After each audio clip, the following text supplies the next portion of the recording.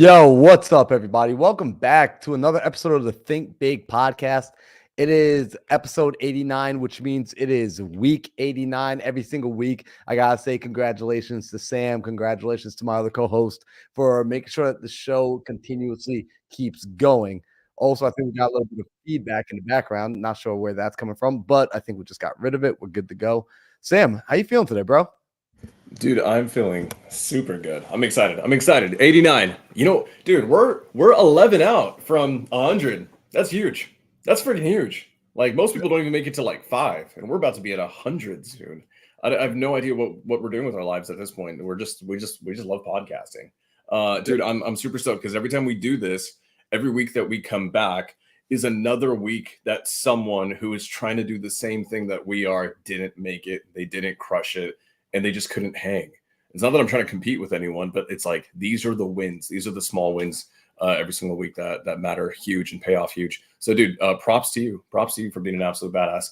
Yeah, man. Bro, today's huge. I'm excited about this one because this is one I think, it's funny. You and I were texting back and forth about, what's our topic going to be for this week? And what are we going to chat about? And because there's times where you lead, there's times when I lead, and when I lead, it's usually about business and scaling and tactics and things like that, strategy.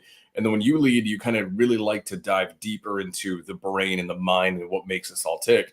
And I was excited when you said this one because I feel like I'm in a season right now where I have to practice our key topic today. And so I'm really glad that you want to break that in. So, dude, give us a little bit of insight. What are we going to chat about today? Why does it matter?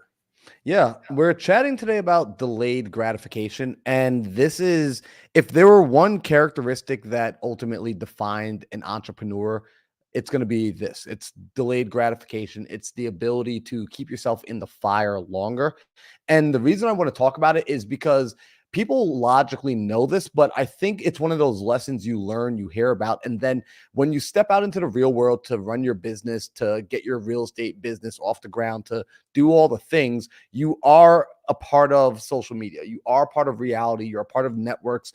And oftentimes what happens is you go onto these platforms and you're being blasted and bombarded with what feels like everybody else's success except your own. And I know that feeling so deeply where I'm like, it sucks. It's not a good feeling where you feel like I'm just trying to get traction and it feels like everybody else is winning left and right. People are crushing deals. People are closing deals. Their businesses are growing. They're going to masterminds. They're traveling the world. They're doing all the things except for you. And I just want to remind you and bring you back to the reality of oftentimes what you're watching is people's highlight reels, ours included as well. Like when you go on social media, you're going to see me talk about my favorite successes. You'll see Sam share about wins that he's having and that he's helping other people have. However, don't forget that we also go through it. So tonight, what I really want to do is pull back the curtains and I want to share, at least from my perspective, I'm hoping Sam does the same. I want to share 3 of the biggest challenges I've faced in my real estate entrepreneurial journey and the lessons I've learned from them. So, Sam, I'm going to be doing that. Are you game to share some of maybe the big challenges that when people see you, they're like, oh man, Sam's so awesome. He kills it. Nothing's a struggle for Sam. Like Sam doesn't struggle. Guys, Sam Singh does not struggle in anything. Dude, I am so down. Bro, full transparency, like guys, like I feel like I mentioned this earlier.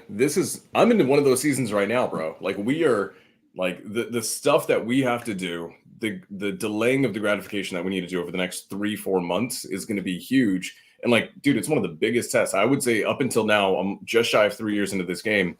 Up until now, this is the biggest test so far. So I am down to go into it. I'm down to dive into it and be open about it because the shit's hard. So, but I'm excited to hear from you because you're so good at talking about this stuff. So lead us in, man. Yeah, man. Well, I want to call on something first from my very first deal that I ever got. And I want to bring this up because a lot of our listeners are newer into business. And I never want to leave those people out who are just getting started.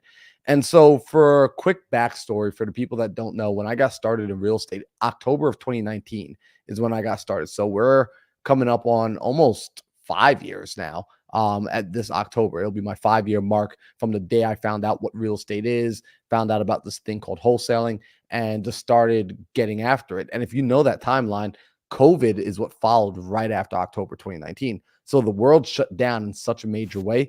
And I lived in New York at that time. So I'm doing what my coaches and my mentors are telling me to do. I'm doing what the guys on the internet are telling me to do. Maxwell is saying, like, pick up the phone and call people, drive around your town. I'm literally doing all the things. I'm calling everybody. I'm driving around town. I'm knocking on doors. I'm leaving sticky notes. I'm sending direct mail. I mean, like, I literally was doing all of it, Sam. And it took me 8 months of showing up consistently Monday through Saturday, 6 hours a day, and occasionally working on Sundays for a few hours before I got my first deal in real estate, before I made my first paycheck, before I had any form of success. And during this time, this is what, like, because it's real easy to say, well, yeah, it just took me 8 months to get my first deal. Let me tell you what that reality, like, let me zoom into what those 8 months look like. During those 8 months, for the first time ever in my life, I was unemployed because COVID shut everything down. So I went from having 3 jobs, which I'm not saying having 3 jobs is awesome. It's just I'm a New Yorker and that's what we did. I'm Jamaican. We work jobs. So I had 3 jobs. They all got shut down overnight because COVID said you can't leave the house. I'm living at my mom's house. I'm living with her and my sister. I am feeling like an absolute loser and a piece of garbage every day because I'm not contributing in any way, shape, or form to the household. Like, I'm just a dude like living at his mom's house. Like, that's literally what I felt like. Like, I'm a grown man and I'm like 20, 25, 26 years old at this time. So it's not like I'm a 16, 17-year old where it's cool to still be bumming out on your mom's couch. Like, I am a full grown adult in this situation. I'm dating a woman that has 2 kids. So I'm like, I not only can I not support myself, I can't support her or the kids. And so all of this is just causing me to feel like an absolute like piece of crap loser. However, I learned from previous experiences in my life, from sports, from skateboarding, from snowboarding. If I remain consistent, even if it feels like I suck right now, and I sucked in those times, making those phone calls, talking to homeowners, having no freaking clue what I was actually doing. Like, the no's weren't the hard part. The scary part was, what if somebody says yes, and now I got to progress the conversation, like having no clue what to do next. I just knew if I kept going, I couldn't lose. If I didn't give up today, I could not lose. But again, the reality is in those moments, I would be on like my dialer or on my Google Sheets. I didn't have a CRM back then. I'd be on my Google Sheets tracking things. And at the same time, I would have a separate tab open with Indeed.com trying to see if there was a part-time job for delivering flowers, or as like they started to allow food delivery people to go out again to see if I could get a job doing that. Like, I was that down and out, but I never quit. And I just want to mention this because I know there's somebody listening here today who is feeling like, man, it hasn't happened yet. I've been in this business for 4 months. I've been in this business for 5 months. I've gone to every challenge I've seen on YouTube. I've been a part of I bought the new AI blasters and the text blasters, and I have all the things, but it hasn't turned over and it hasn't produced yet. There's a good chance you are still in your sowing season, that you are in the season right now where you simply have to build up your latent potential before the temperature change occurs and the ice in your life starts to melt. You're still rising up from a temperature that's so low that everything is frozen. You have to keep rising up. Like, temperature, ice doesn't start melting until you hit 32 degrees Fahrenheit. You might be in a place in your life right now where last year you were at 20 degrees and right now you're at 28 degrees. You're making progress. However, you have not hit that critical point where the temperature changes, and your ability to stay in the game until you get to that point. You making up your mind that you are not quitting, that there's only one thing that will prevent you from getting to that critical temperature change, which is you will physically need to be removed from this earth. Like, you need to die before you give up. That is what you have to adopt as a mentality. This is delayed gratification. It is you being, whether some people, like your family and friends, are going to call you stubborn. Some people are going to call you stupid. You might even look at yourself sometimes and think, am I crazy? When you start to think that question about yourself, am I crazy, as you're pursuing your goals, now you know you're onto something. You're starting to have that delayed gratification because you will get to that point where you want to give up and you want to quit. So me getting that first deal after 8 months was the final, like, that was the payoff. But I just want to let you guys know it was not easy and it felt difficult. There was a lot of pressure. There was a lot of internal battle and internal strife. However, if you push through that, I'm reminding you right now, today is your sign. Push through that internal battle, that internal struggle, and stay the course. Trust the process. There's a reason you started down the path. There's a reason you started down the journey that you're on. There's a reason you started saying, hey, I'm going to make a certain amount of calls. Maybe you listened to Sam in an earlier episode and you already received all the KPIs and all the metrics and all the tactics that you need. And that's why you started pursuing this path. That's why you started walking down and say, hey, I'm making 100 calls a day. You might have forgotten why you decided to make 100 calls a day, but trust that when you made up your mind that you were going to do that, you saw that it would work, and now you just have to stick with it. Now you have to make it work. So, Sam, that's my kind of my journey from the first thing, which is, and that first lesson right there for delayed gratification is continue to sow, right? Like stay in the farm and keep planting. Your job is to plant seeds. So I want to hit on this because there's a lot of people here who I want to talk about pressures, right? There's internal pressures, there's external pressures, and the internal pressures never go away. They never do. And the external pressures, depending on who they're coming from, they can go away because you can prove people wrong. I want to hit on this because I know your story, and I'm gonna make this. I want to dive into a little bit of the pain, a little bit more. You were 25 years old, dating a woman who was quite a bit older than you. In a different season of her life, she had two kids, right? Two kids, I think. Yep. Um, you had all this external pressure to figure it the hell out. How did you manage relationships with everyone? Because I can almost guarantee people around you are looking like, dude, what the hell is he doing? That shit's not gonna work. He should get his shit together and go get a job. How did you manage relationships and just be like, hey, like I'm gonna keep doing this? Like, I know you don't see the vision. I know you may not see the vision. I don't even know if I do. How do you manage those relationships? Because I can guarantee there's people who are watching this who are going to be like, hey, like my parents don't see it. And they don't trust this, right? Maybe about a month ago, we did the episode with Joel. Joel, he has this as a pressure. His family isn't on board, and he's been doing this for such a long time. How can someone like Joel, how can they learn from you on that? How did you handle those relationships? Great question. That's one of the biggest factors that cause a lot of people to hold up is the external. You're looking for external validation and approval on your vision. This is the crazy part. Like you've got a vision in your mind and you're looking for somebody externally to validate what they cannot see, what only you can see. You need them to validate it. Like you can never learn how to trust yourself if you're doing that. So during that season of my life, I've been lucky enough, Sam, to be a black sheep my entire life.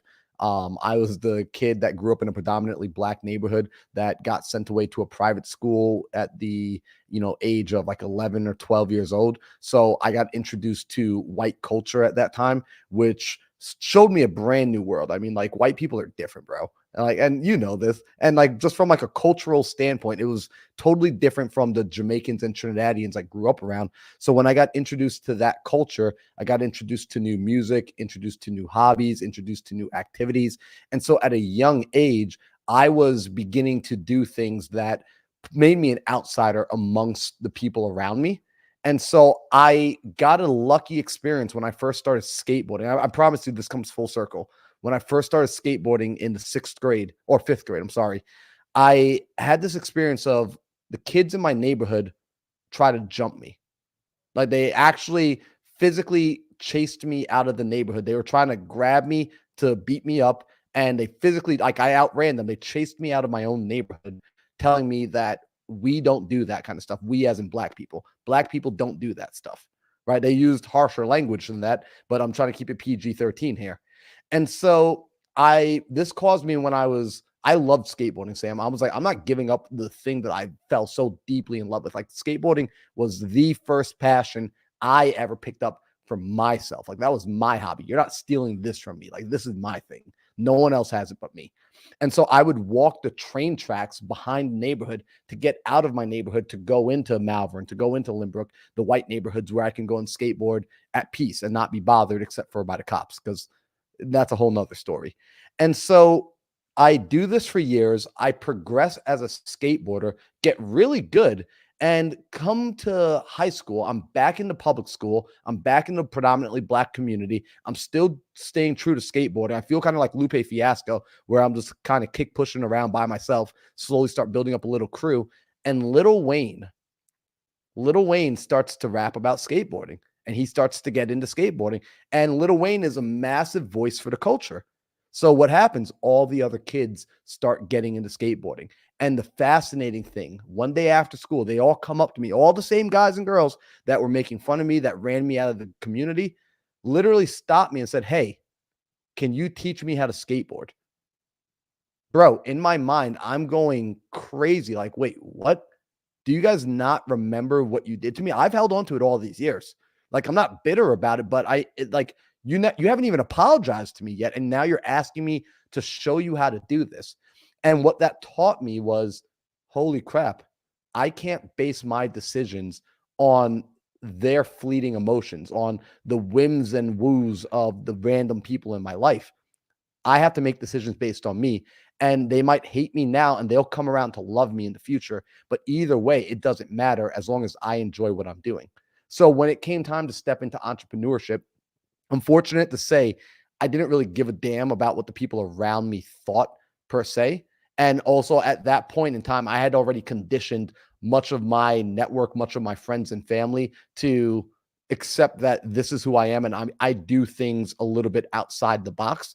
So I'm okay being the black sheep. And I'm going to tell people right now, right? Like Manuel, Brandon, Penny, if you're listening right now and you're struggling with maybe what your family thinks about you, what your friends think about you, you got to get all right with what you think about you first. Before you ask them to accept you, you have to accept yourself. That's critical. No, and that's inner work. Like that's shadow work. I don't care if you're making $1 million or if you're making a penny.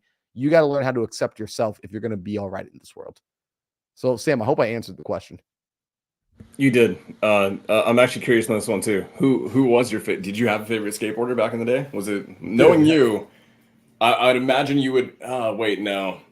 Were you skateboarding when Nyjah was like the biggest thing on earth? Dude, I was skateboarding back when Nyjah was coming on the scene, back when he was still a little kid with dreadlocks. When he riding still for had the Element. hair. When he still had the hair. That's how you know Marlon's an OG in like nowadays skateboarding. Who Yeah, was that 100%. your favorite or what? Yo, Nigel was up there. I really did like I rode with P-Rod, bro. Like P-Rod was up there as one of the greats. Ryan Sheckler. I thought he was kind of a little punk after his show Life with Ryan. I was like, man, this dude is soft, but his skating was the best. And like as I'm older now, I just realized Ryan had an interesting life. But as a skateboarder, I mean, his tricks were just insanely clean.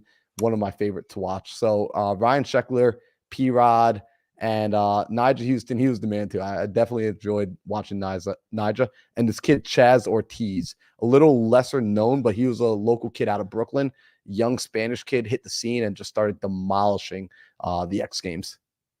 So real quick, and we're gonna get back on topic. I have to ask this question because we're here. What type of board did you ride? Yeah, I rode a girl. So the company Girl was the company, the boards I rode. And then, so dude, I like me and my buddies, we got into skating. Like skating was my life and skating cost money. You know, decks cost money, trucks. At some point, we were going through decks so quickly because we would just ride all the time. We started buying blank decks off of eBay for $50 for 5 decks. So each deck was about $10. Now, designer boards are like $50, $60 a pop. And so we're now getting 5 decks for $10 a pop. We would grip them ourselves. And then we even started selling the decks as well. So there's always been like a little bit of a hustle inside of me. And like me and my boys, like we'd always figure out a way to make money and keep things going. But yeah, there was nothing better than having like a fresh deck. And I mean, the decks are all the same. They're all pressed in the same place. You just were missing the picture on the bottom. Yeah, I was bougie. I started off with blackout, but then I ended up with just doing Plan B religiously with everything going forward, and then I just couldn't afford it. Okay, but okay, I love this. Okay, so I mean that's true, right? And I want to hit on something you said. Before you can expect others to resonate with you and others to accept you and others to embrace who you are and what you like and what you do, it's not going to happen if you don't have it internally, right? So for a lot of folks, I always say this: there's someone significant in my life who I care deeply about, and this person, I think, likes to try to have it both ways, right? I'm kind of doing entrepreneurship kind of to just have a good time and make a little bit of money, and I don't want to be huge, right? But then this person simultaneously is like surrounding themselves with Hermosi's content, the big content about like dreaming big, going big, wanting to be the damn thing. And I'm like, are you going to be an Etsy shop owner or are you going to be a CEO? And you have to choose one. And the problem is there's been times where I'm like, you feel like a CEO to me right now. You feel like you want a CEO vision, right? Like a big, big dream. And sometimes it seems like you just want to sell little things on Etsy. And like whichever one you're going to choose and embrace that. The problem is you can't expect other people to know how to identify you because you haven't identified yourself first. And then what ends up happening is whatever they choose for you, you can't be mad about it. You can't. One of the greatest things that Hermosi said, this is about products and services, guys, is that small business owners get mad when their clients and their communities don't know how to effectively advertise their product. They don't know how to describe their product. They don't know how to describe what it is that you do or what you're selling. And you can't be mad about it if you haven't shown them what you want to be said. If you don't know what your product is and you don't know how to advertise your product, how can you expect your people around you to advertise it for you? Same thing here, guys. If you don't know who you are, if you haven't accepted that, if you haven't told everyone around you, this is who I am, this is what I like, this is my stuff, you can't be upset when they label you differently. It's not because they're disrespecting you. It's because you're just leaving it up to chance. And they may not have all the data that you have on yourself. They may not understand everything that you do. They may have only seen the highlight reel on Instagram. So you may think of yourself as this extremely unique person of all these, unique little niches and quirks and traits. But the reality is the people around you may have only seen 10% of you. And that's all they know. So that's all they will brand you as. You have to arm them with how you want yourself to be described. So, dude, that's huge. And it's funny, your answer to how do you solve the external problem is it starts with the internal question, right? So, guys, like I want everyone like to clip what Sam just said because what you just said is so critical. I mean, I just came back I was in Puerto Rico 3 weeks ago with the Nortons, and we were there and we were talking about this. The premise of that workshop for the 3 days we were in Puerto Rico was really about knowing yourself and being able to properly communicate who you are to the world, who you are to your partners, who you are to your friends, and you start to train and teach the world how to see you. And that's just a part of that. You're planting those seeds. You have to think intentionally about the garden that is your life and what sort of flowers do you want to see in it. And that requires you to go out and intentionally and diligently plant those seeds. And so the second thing that when I look back on my journey so far, that I recognized was a big mistake and like a tough point in the journey was, I have it written down here, was there's always this desire of like, I want to go faster. And sometimes that desire for wanting to go faster put me inside of rooms. Or I shouldn't say it put me. I would say I forced myself into rooms that honestly I wasn't ready for. And I'm thinking back on one room in particular. I had come from the 10X Growth Conference. This is maybe about 2 or 3 years ago. And they were doing the event. During so, they did a big kind of sales pitch on the stage. And they say, if you're a business owner and you want to take things to the next level, right? You want to get to the tens of millions to hundreds of millions of dollars, like we got a workshop for you. But this workshop is only for business owners who are making at least $50,000 per month and who have been doing so consistently.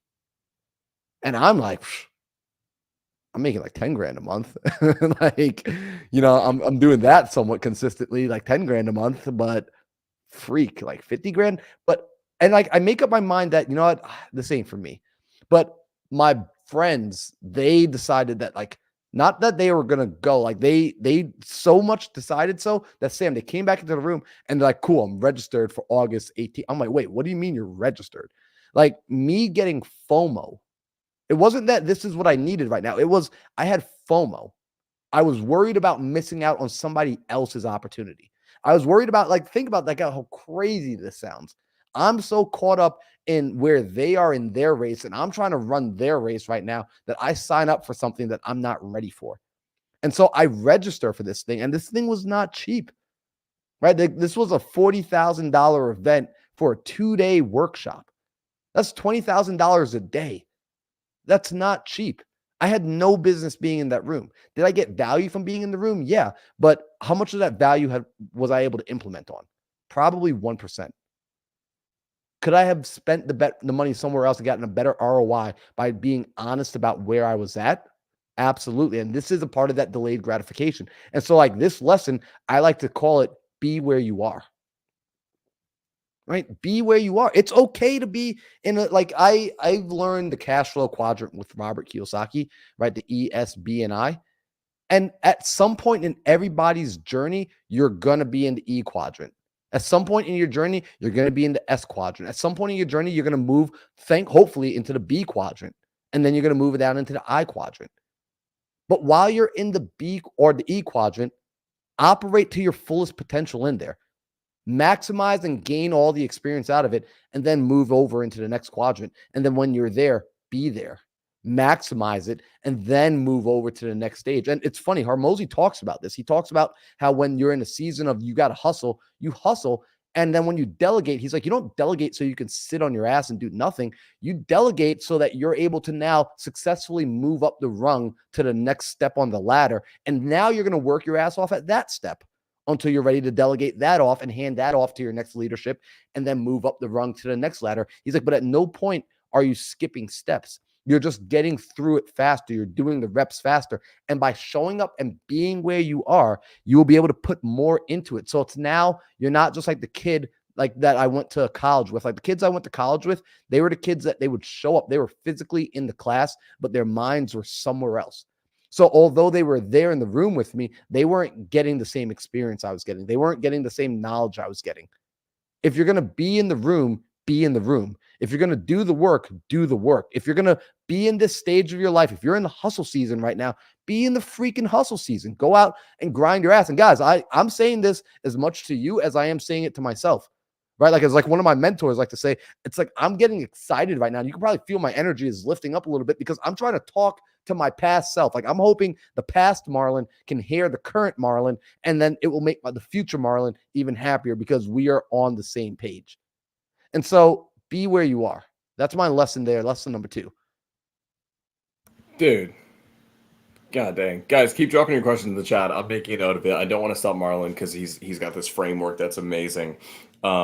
Is there more? Is there lesson number 3? There is a lesson number 3. So there's a lesson number 3. And also, by the way, guys, if you're hanging out on Instagram, I see a lot of people on the Instagram live, comment the word YouTube and I will send you a link. I got an automatic message that will get sent to you. It will give you the link. Come over to the YouTube channel because people are dropping their questions in the YouTube channel and we're going to be answering these questions live. We're going to be going into it. And if you guys are getting value and you haven't done so already, if it's your first time on the channel, be sure to smash that like button and hit the subscribe button. It truly helps the algorithm. You're doing me a big favor when you do that. So I appreciate it. And you're also helping other people who are like you. The algorithm is going to push this sort of content out to them. We want to share authentic content. We want to share content that helps people. We want to share content that grows us and grows the community. So if this is bringing you value, go ahead and do us that favor. Hit that like button and subscribe to the channel. Lesson number 3. This is something that I'm kind of ashamed to admit, but one of the, again, it comes from this idea of I want instant gratification. I want it now. I want it yesterday. And so what would happen along this journey, and I'm not going to say the name on this one because quite frankly, I'm not ready to say the name yet, but I've made relationships with people, Sam, and I've made relationships with high level people, high leverage people, people who have a lot of resources, a lot of knowledge who could really boost me up. And I was so excited about some of those relationships, one in particular that I'm thinking about right now, that when I saw him, I stopped seeing him as a person and I started seeing him more as my stepping stone. I started seeing him more as my opportunity to get to the next level. And so what I did, because I was very selfish and I wanted immediate gratification, was I shot my ask before I ever gave my deposits. I was trying to withdraw from that bank account that is that relationship before I had put deposits in. I hadn't built up the account. There was insufficient funds on my request. And so this is something I want to remind everybody. When you're going out and you're building relationships, it's okay to know that maybe, hey, if I become friends with a guy like Sam, it can 10x, it could 100x my business. The connection with him, the knowledge, the insight, the relationships, the people he could put me in contact with, you would absolutely be spot on if that's what you saw when you saw Sam. However, if you miss the fact that he's also an awesome guy, that he's a dude that takes care of his friends, he takes care of his family, he takes care of the people around him. If people come and work with him and he gives his word, it's a word that you can hang on to like a contract. And to not recognize, hey, let me pour into the person that is Sam, and let me see what I can give to him first, and let me see how I can just build a relationship with him first. That's where you want to start these relationships, these high leverage relationships. And in the past, along my journey, I need to get there fast. I was willing to sacrifice relationships. I was willing to cut them off early. I was willing to, instead of waiting for the tree to fully blossom and for apples to simply drop off of the tree into my hands that I can enjoy, I was trying to cut the tree down prematurely and sell the firewood so that I can move on to the next thing. That's not the sort of garden you want to grow. That's, if you're playing a game and that game ends next week, fine, go ahead. Probably a good tactic for you. If you're playing this game for a lifetime and you see yourself as an infinite player, your relationships are one of the most valuable things that you are currently building that you will not see a reward from, that you won't see any fruit from for another couple of months, maybe even years. And I want to remind you of that you are building relationships right now, and you should intentionally be building relationships and water those relationships, right? Let them compound. Don't interrupt the compounding of those relationships. It's okay. So that's one of the big things I want to remind you, which is make your deposits first, right? Like focus on being the person that makes deposits into those relationships. Give into your relationships, continuously give. Don't seek for an ask from them. Even if you know clearly how they can support you and how they can help you right now, don't seek to do any form of asking until you've given 10x in excess what you're asking for in return. So from there, Sam, now like I could wrap it up. Okay, I want to hit on this question real quick. This is internal, so man, talk about delaying gratification with work, right? Delaying gratification with buying new things. You just hit on something that I never even considered, which is delaying gratification in relationships, right? How do you know that it's time to receive in a relationship? How will you know if you've poured and poured and poured and poured? How will you know it's time for the ask? Is there a way to know? Is there like a right time? You know, it's kind of funny, right? Because this is, and I hope you're not looking for like a super tactical answer, because with me, it's always like a little more metaphysical. But it's kind of like when you're dating, right? Or like you're going in, like it's like, how do you know when it's like the right time to lean in for the kiss, right? Like, is it when you're on date number one? Is it when you're on date number two, on date number three? It's like, it's a feeling. Marlon always knows. Like, no, but like real talk, like, you know, when you've given, like, there's an internal feeling of like, I know I've given so much to this person, and I've given not from a place of like, I need you to give back to me, but it's now this like equal reciprocation. Like it should be to the point that when you ask the person, if you've got to question whether or not they will actually say yes, then you probably haven't given them enough yet. That's how I would put it. Like if there's a doubt in the back of your mind that person might say no, that means you haven't given enough yet. Because So when I ask any of my friends anything, I know when I'm asking nowadays, I know when I'm asking prematurely. Therefore, I don't ask. And I'm like, even when this is how funny thing, when I go to pick up the phone and like text someone, I'm like, oh crap. I haven't done anything for this person in a while. I haven't even just checked in on this person. I don't deserve to ask for anything right now. I need to pour into this person right now. Because we all know what it's like to get that text message or to get that phone call from someone, be kind of excited, and then and we haven't talked to them in months, weeks, months, years. And then immediately they just ask for something. They don't even check in. They don't care. So when you put enough deposits so that a person knows, hey, this person truly cares about me, you're allowed to ask. I love that. I would say I actually want to take it a little bit differently. I think personally, and this is the universe telling you this is a relationship worth keeping. You'll know it's time because they will ask you how they can serve you. The people who understand the law of reciprocity, if you've given enough to them, over enough time, what will happen is they will literally confront you, and they will like adversarially confront you. Like, you have been doing so damn much for me. Like, what the hell do you need? Because I need, like, they will feel indebted. And Mhm. I'm gonna give a little quick snippet on this. Marlon, so I have this portfolio company, and it's the main company that I love. It's one that you and I, have a mastermind about. And this portfolio company, there's in a big name who has become a strategic promoter of the company. And that person, that I spent almost a year just helping them make money. Yep. And they knew that, like, I had this other thing going on. And I knew that there could have been a relationship for us to make money together in that. But I never went and asked for it. I never did. I just, almost for like 8, 9 months, I just relentlessly did whatever I could to provide this person with connections, resources, and also like help them sell their stuff and make more money. And I think literally over that time, I think they probably made like well over $500,000. I think what ended up happening is, you and I talked about this every other week when we were in our mastermind, that eventually this person like literally was like, okay, cut the shit. What do you need? Because like, this can't keep going on. Like, I have to give back to you. And then at that time, we ended up like finally saying like, yes, let's go for the ask. And what's funny enough is that people who are in tune, you won't even necessarily have to ask them for whatever it was. That company, they knew I had it. They didn't say, hey, what do you need? They actually said, hey, I want this to be a partner with us now. They knew that would have been my ask anyways. So the people who understand the law of reciprocity, they're usually introspective enough to understand, what your ask is going to be. If you've spent enough Mhm. time building a relationship, giving to them relentlessly, they're going to understand what you've got going on in your life. And so when the time comes for you to make your ask, sometimes you don't even have to, because they're going to beat you to it.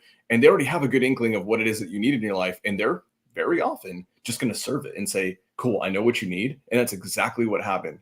That relationship has made us collectively together. It's made that business alone probably at least $500,000 in the last like 12 months. And just that relationship. And so, guys, there's such a truth to what he's saying, and delaying gratification as much as you can.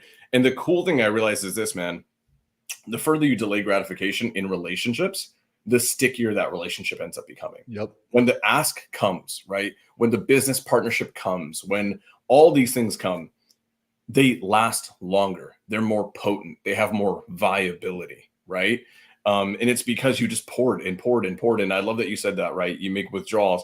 Marlon and I, like, we have this saying, and it's that you have to make sure you're making deposits at the bank of goodwill, right? You have to keep depositing at that ATM machine. It's not Wells Fargo. It's not Bank of America. It's the Bank of Goodwill.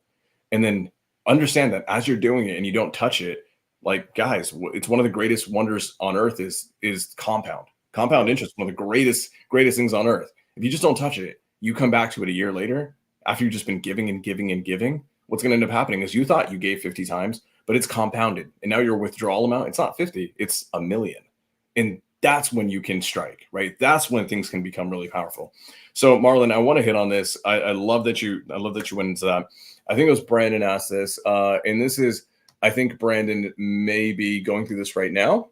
And this is, so I'm going to read this, guy. So Brandon's asking, what are your course of actions if all the work that you put into delayed gratification ends up going south? So if you're a real estate investor, you've been putting in the work, calling in sellers, getting deals locked up, but deals are falling through at title because of escrow reasons completely out of your hands, right? The economy is shifting. Interest rates are rising. Marketing is shifting. Guys, I'm a marketing expert. Marketing is shifting. All these things seem like they're working against you. Marlon, I would say that usually when shit looks difficult, it feels like everything is going wrong.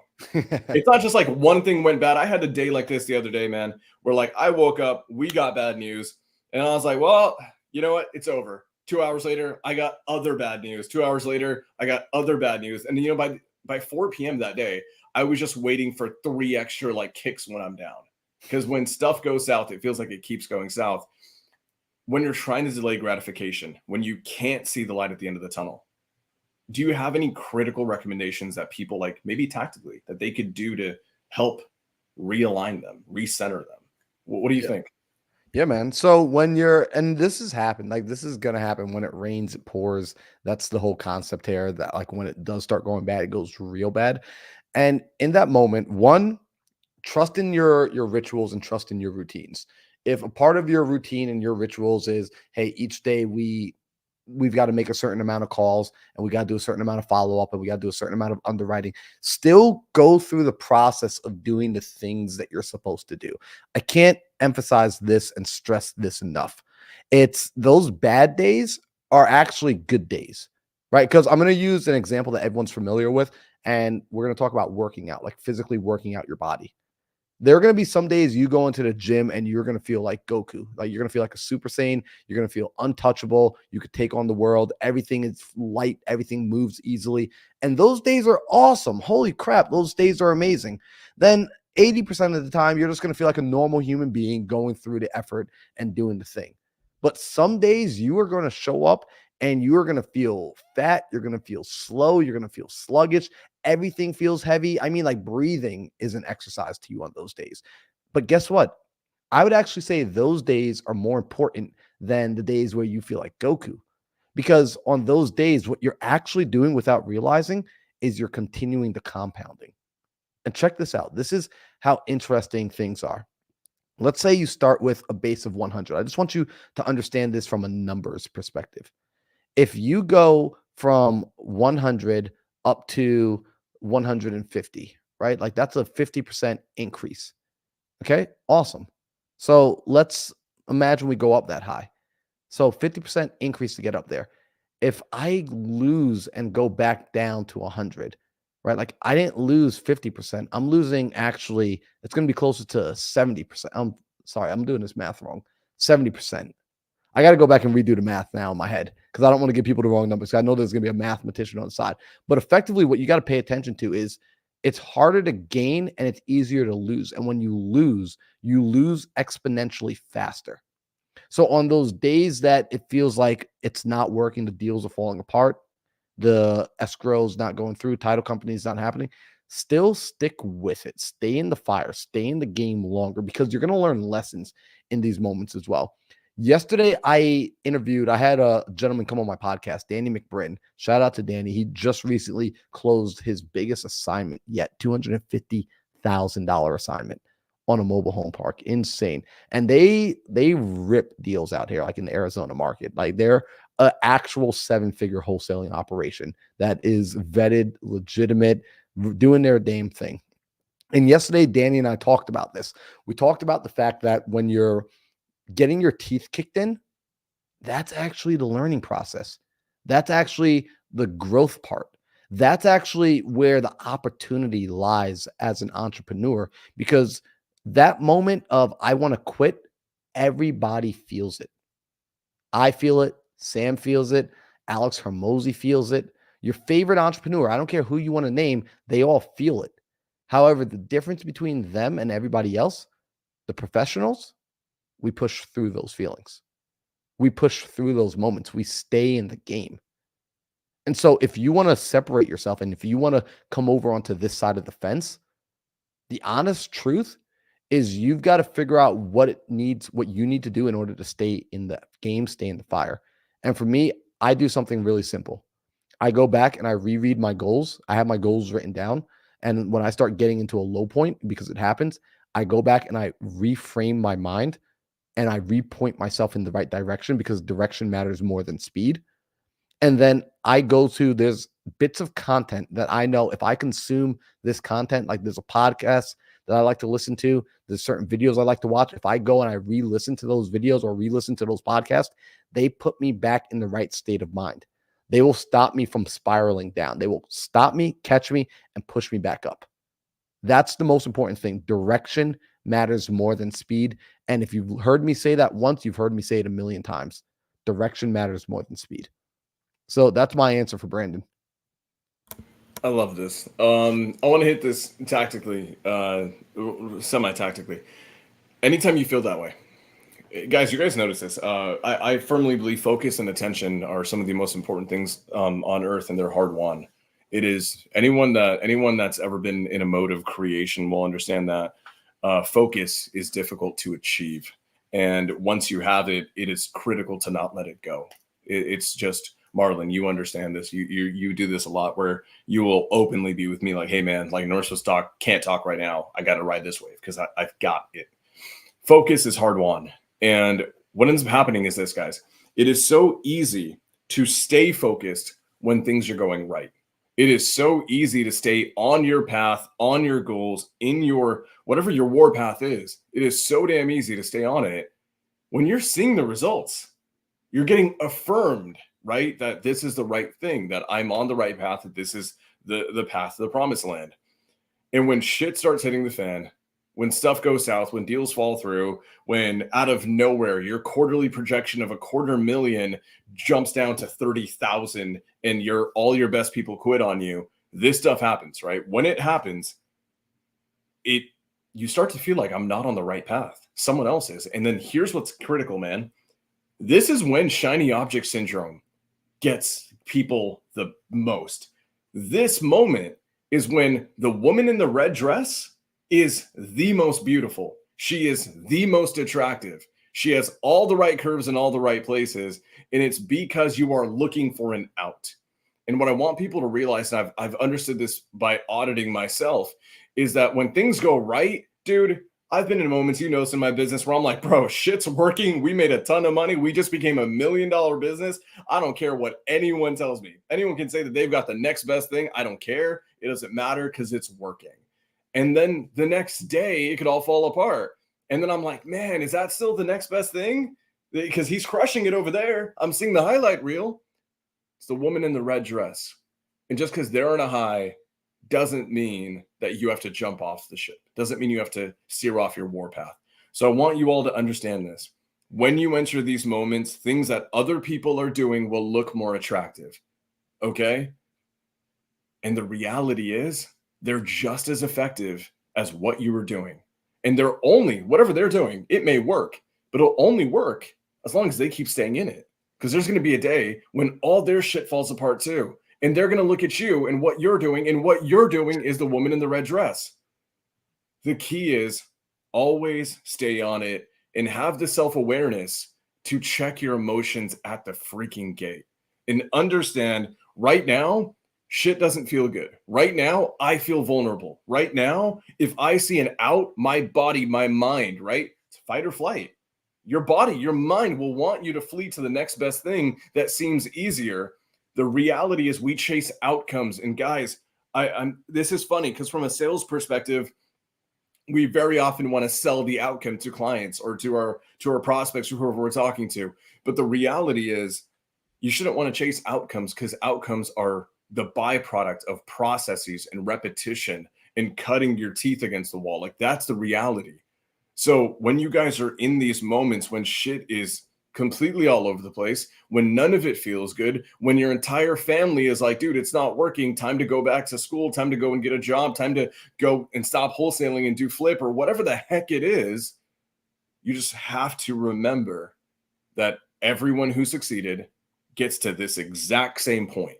And the ones who make it to the other side are the ones who stop paying attention to everybody else and they double down on their hands in the dirt work that they know moves the needle no matter what. And that's it. So guys, when you sense you're in that, Brandon, if you were in that moment, right? I need you. And I promise this is critical. Guys, I've been on a social media hiatus. You know this, Marlon. I've been gone for the last week and a half, 2 weeks. Marlon, we haven't talked about this. The thing that I felt like I was missing, the missing piece behind all these big plans, I just couldn't get. And I was starting to doubt whether or not this was going to work or not. This 2-week social media hiatus actually unlocked that final key. And now I've got the keys to the kingdom at my disposal. We just have to go and create it now. The reality is I would not have gotten that clarity unless I shut out all the goddamn noise. Because if I didn't, I could almost guarantee I would become distracted. I was seeing women in the red dress all over the place. And I'm like, I could execute on that. I'm a good business owner. I can go and do that. Heck, I could probably go do that better than they can because I know more than they do. And it wasn't until I shut off the voices and shut off the noise and removed myself from the spectacle that is social media did I finally unlock what I needed to. God, the universe, serendipity allowed me to see what I needed to. Now I'm back on track, and I'm actually probably, man, not only in the right direction, but we're direction plus speed now. Things are going right. So when you're in this moment, when you feel like that, Brandon, Jade, anybody, I'm a huge advocate of this. Get the hell off your phone.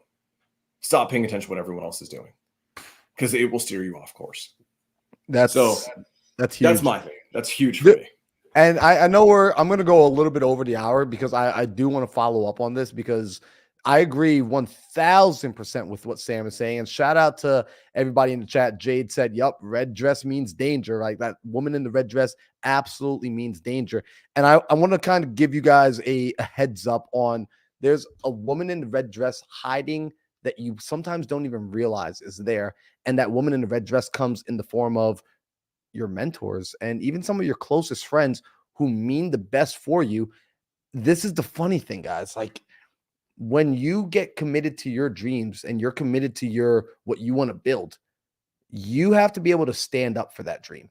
You've got to be able to stand up for the vision that you're building for your business, right? Like, this is what you, as the business owner, you as the visionary, you as the CEO, you have to be the person that is willing to die on the hill for the vision. And that means nothing should be able to sway you from the vision. And if people in your life do start to sway you, don't ever get upset with them, because they are testing your resolve. If you marry your wife, would you ever get upset with another beautiful woman for walking down the street doing her thing? No, she's out there. She's in the world. She's allowed to do whatever she wants. If you are fully committed, it's your responsibility to resist temptation. And so Sam's point about getting off social media and giving yourself that cleanse and allowing yourself to come back to your work, because if you're ever feeling inferior, if you ever feel like you're comparing yourself negatively, this is coming as a result of you comparing your par to somebody else's par. You're comparing your norm to somebody else's norm. You're comparing your race to somebody else's race. That is a recipe for inferiority. That's a recipe for disaster. You were not designed that way. You were not designed to be a copy of someone else. Like, this is, and I'm going to end on this piece myself here personally. I truly believe each and every one of us was designed specifically from an intelligent creator. Whatever you want to call it, whatever your religion gives it a name as, I call it God. Everyone was designed by an intelligent creator. Check this out. This intelligent creator created everything perfectly. There was no fault in your design. Like, you are not made with any mistakes. If you feel there are any mistakes in your design, that's a user error. It's not a design on part of, like, the phone is perfect. You're just using it wrong. That's a user error. Change the way you're using the device. You got a perfect machine. You are perfectly built. Start focusing on your story. I promise you, it is way better than any other story you will ever see on Instagram, including my own, including Sam's. Like, your story is a hell of a lot more interesting than our story. Now, if you want to join us and watch our story, I'm happy. Like, I get joy out of building my story with people. Absolutely. Like, that's a part of my story. I just want to make sure you're not giving up your story to watch mine. Don't give up your story to watch Sam's. Don't give up your story to watch anybody else's. That's what this podcast is here to remind you about tonight. So shout out to you guys for being here. Shout out to you guys for being a part of your own story. The fact that you're listening to this video right now tells me where your frequency is at, tells me where your head's at, tells me where your heart is at. So shout out to you. Like, tonight, this episode goes out to you guys.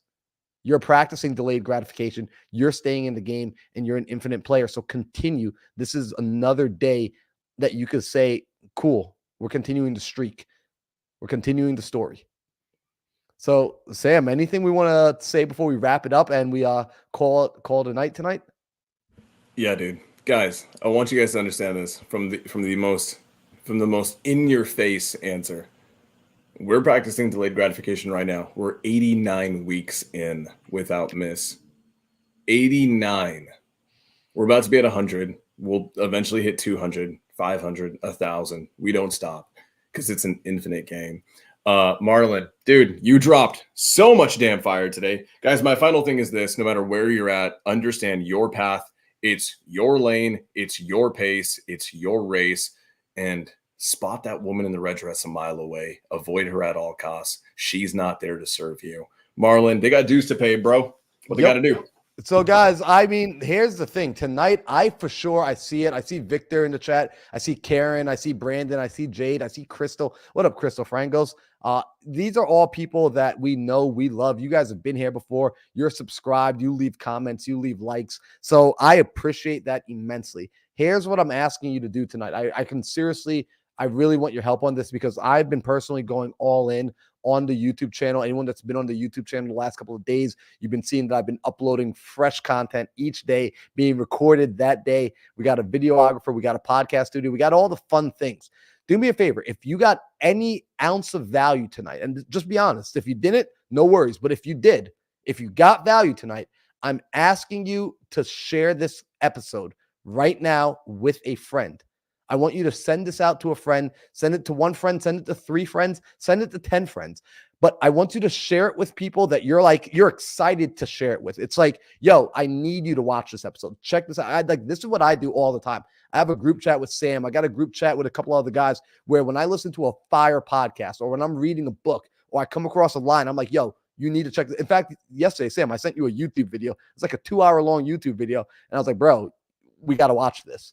Right. So that's what I'm asking you guys to do. If you got value tonight, shout out to Alexis Morgan. She said already sending it right now. Shout out to Paige. Paige literally just texted me saying she's sending it right now. So guys, that is how you can show that you got value tonight and you can help this podcast continue to grow so we can keep spreading this kind of message.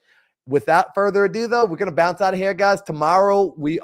Next week, we'll be back. Same time, Tuesday, 5 p.m. PST, 8 p.m. Eastern.